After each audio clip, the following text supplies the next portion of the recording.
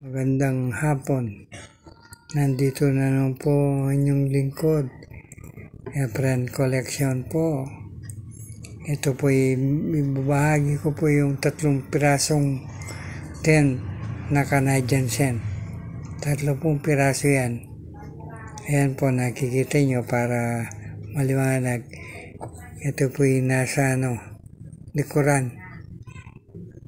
Ayan po siya. Harapan po.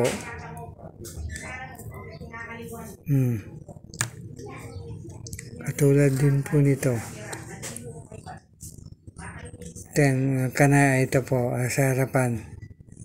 Elizabeth, Queen Elizabeth. Yung 10 cent. Yan po, makikita nyo naman. Baka sabihin nyo. Ito po. 3 piraso po yan. Ito. Maraming salamat po sa inyong panonood ng Efren Collection.